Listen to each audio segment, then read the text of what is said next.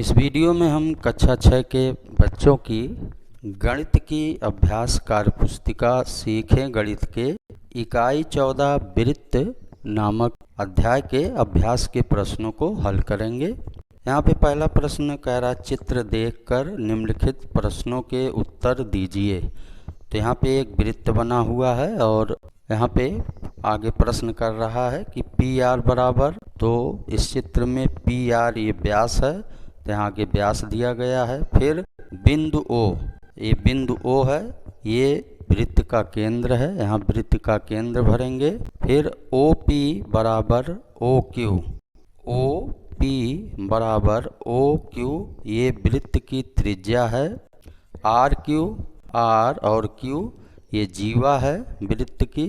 फिर अगला है पी क्यू, पी और क्यू ये भी जीवा है, तो यहाँ जीवा भर देंगे।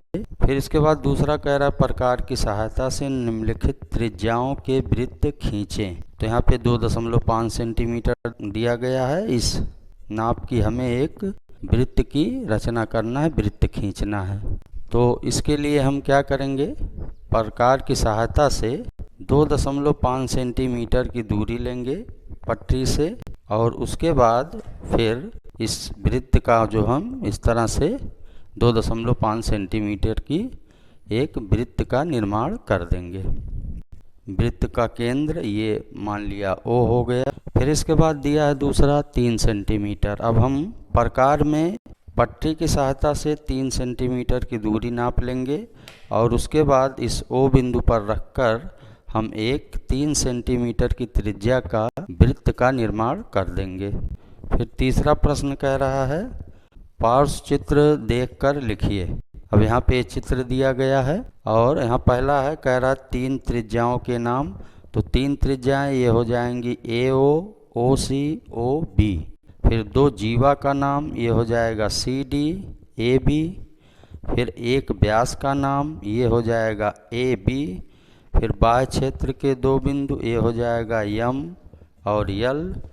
फिर अंतः क्षेत्र में एक बिंदु ये हो जाएगा यन। एक अर्धवृत्त का नाम ये हो जाएगा ए सी बी। फिर 2 लघु चाप का नाम ये हो जाएगा सी ई डी। फिर प्रश्न 4 कह रहा है वृत्ताकार घेरे के परिमाप को क्या कहते हैं। तो वृत्ताकार घेरे के परिमाप को परिधि कहा जाता है, चौथा विकल्प सही है। फिर इसके बाद है वृत्त के परिधि पर किन्हीं 2 बिंदुओं को मिलाने वाले रेखाखंड को कहते हैं। तो ये हो जाएगा जीवा, दूसरा विकल्प सही है। फिर किसी वृत्त में कितनी त्रिज्याएं होती हैं। तो अनंत त्रिज्याएं होती हैं, डी वाला विकल्प सही है।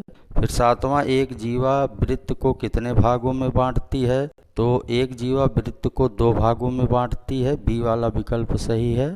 फिर कह रहा है कि अर्धवृत्त में कौन सम्मिलित होता है। तो अर्धवृत्त में व्यास सम्मिलित होता है, ये सी वाला विकल्प सही है। फिर कह रहा है चाप कितने प्रकार के होते हैं। चाप 2 प्रकार के होते हैं, सी वाला विकल्प सही है। फिर वृत्तखंड कितने प्रकार के होते हैं। वृत्तखंड भी 2 प्रकार का होता है, ए वाला विकल्प सही है। फिर वृत्त के चाप तथा उसकी जीवा से घिरा क्षेत्र कहलाता है। तो ये होता है वृत्तखंड, सी वाला विकल्प सही है। वृत्त के चाप और जीवा से घिरा क्षेत्र वृत्तखंड कहलाता है। फिर इसके बाद 12वां प्रश्न कह रहा है निम्नलिखित कथन सत्य है या असत्य। तो सत्य के लिए टी लिखना, असत्य के लिए एफ लिखना है। तो पहला वृत्त की त्रिज्या वृत्त की जीवा होती है, तो ये गलत है, एफ रहेगा यहाँ बॉक्स में। फिर वृत्त का व्यास वृत्त की जीवा होती है, तो ये सही है, वृत्त का व्यास वृत्त की जीवा होती है, यहाँ टी लिखेंगे, ये सही है। फिर व्यास वृत्त की सबसे बड़ी जीवा होती है, ये भी सत्य है, यहाँ टी लिखेंगे बॉक्स में। फिर वृत्त के चाप तथा उसकी जीवा द्वारा घिरा हुआ क्षेत्र त्रिज्यखंड कहलाता है, तो ये गलत है, यहाँ एफ भरेंगे। फिर इसके बाद कह रहा है पार्श्वांकित चित्र में छायांकित वृत्तखंड की जीवा तथा उसके संगत त्रिज्यखंड का नाम लिखिए। तो अब यहाँ ये चित्र दिया गया, इस जीवा इसकी हो जाएगी ए बी और त्रिज्यखंड हो जाएगा ए ओ बी, ये हो जाएगा इसका त्रिज्यखंड। फिर अगला प्रश्न कह रहा है किसी त्रिज्या का एक वृत्त खींचिए। वृत्त पर कोई बिंदु R तथा Q लेकर इन्हें मिला दीजिए। बताइए कि क्या बिंदु R Q छोड़कर रेखाखंड R Q के सभी बिंदु। अब यहाँ हमने किसी नाप का एक वृत्त बना लिया और कोई दो बिंदु हो गया R और Q। अब इसमें कह रहा है कि बिंदु R Q छोड़कर रेखाखंड R Q के सभी बिंदु वृत्त पर हैं। अब यहाँ वृत्त पर R Q है, R Q को छोड़ के कह रहा है तो वृत्त पर सभी बिंदु ये नहीं हो जाएगा। फिर कह रहा वृत्त के बाहर हैं, ये भी नहीं होगा।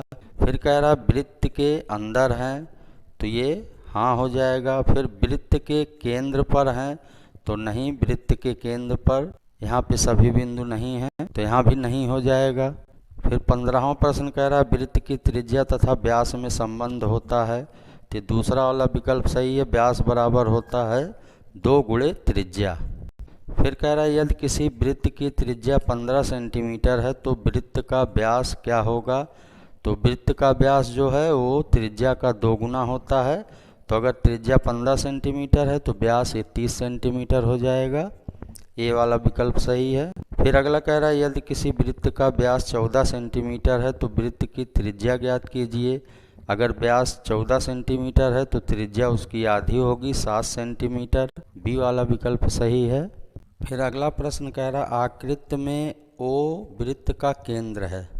तो यहाँ पे एक चित्र दिया गया है जिसमें O वृत्त का इस वृत्त का केंद्र है। कह रहा है वृत्त की सभी जीवाओं के नाम लिखिए। तो इसमें वृत्त की सभी जीवाएं ये हो जाएंगी CD और AB। CD और AB ये 2 जीवा हो जाएगी इसकी। फिर वृत्त की सभी त्रिज्याओं के नाम लिखिए। तो इसकी सभी त्रिज्याएं हो जाएंगी OD, OC, OA, OB। फिर एक ऐसी जीवा लिखिए जो व्यास नहीं है तो ये हो जाएगा CD, ये व्यास नहीं है। फिर त्रिज्य खंड OAC तथा ODB को छायांकित कीजिए। OAC इसको छायांकित करेंगे और ODB इसको छायांकित करेंगे। फिर कह रहा CD द्वारा बनने वाले वृत्त के लघु वृत्तखंड को छायांकित कीजिए। तो CD द्वारा बनने वाला वृत्तखंड ये हो जाएगा, इसको छायांकित कर देंगे। अगला प्रश्न कह रहा प्रकार की सहायता से निम्नलिखित व्यास के वृत्त खींचिए।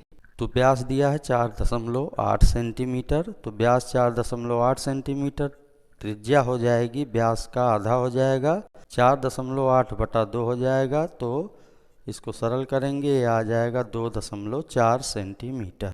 अब हम पटरी की सहायता से प्रकार में 2.4 सेंटीमीटर की दूरी नापेंगे और उसके बाद फिर हम एक वृत्त की रचना कर देंगे जिसमें व्यास इसका 4.8 सेंटीमीटर हो जाएगा और त्रिज्या इसकी 2.4 सेंटीमीटर हो जाएगी।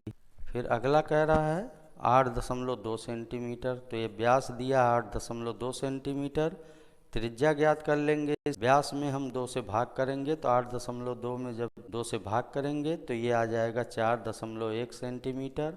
अब फिर हम पटरी से प्रकार में 4.1 सेंटीमीटर की दूरी लेकर और उसके बाद फिर एक वृत्त की रचना कर देंगे जिसमें इसका व्यास ये 8.2 सेंटीमीटर होगा और इसकी त्रिज्या 4.1 सेंटीमीटर होगी। फिर इसके बाद व्यास दिया है 7.8 सेंटीमीटर। तब इसकी त्रिज्या ज्ञात कर लेंगे। 7.8 में 2 से भाग करेंगे हम तो सरल करने पे आएगा 3.9 सेंटीमीटर। अब फिर इसको भी हम प्रकार की सहायता से ही वृत्त की रचना कर देंगे जिसमें इसका व्यास होगा 7.8 सेंटीमीटर और त्रिज्या होगी 3.9 सेंटीमीटर। फिर अगला प्रश्न कह रहा है कि पार्श्वांकित चित्र में छायांकित त्रिज्य खंड का नाम लिखिए। तो इसमें छायांकित ये त्रिज्य खंड हो जाएगा OPQ। तो ये त्रिज्य खंड हो जाएगा OPQ। अगला प्रश्न कह रहा है कि एक रेखाखंड PQ खींचिए जिसकी लंबाई 3 सेंटीमीटर है। बिंदु P को केंद्र मानकर एक वृत्त इस प्रकार खींचिए कि वह बिंदु Q से होकर जाए। इस वृत्त की त्रिज्या नापकर लिखिए। तो यहाँ पे हमने एक रेखाखंड PQ खींचा है जिसकी लंबाई 3 सेंटीमीटर है। अब हम P को केंद्र मानकर एक वृत्त खींचेंगे, जिसमें वृत्त जो है ये बिंदु Q से होकर जाएगा और इसकी त्रिज्या जो हो जाएगी ये 3 सेंटीमीटर हो जाएगी। इसको हम नाप के लिखेंगे। इस तरह से इस वीडियो में हमने वृत्त के अभ्यास के प्रश्नों को हल किया। इस वीडियो में बस इतना ही। धन्यवाद।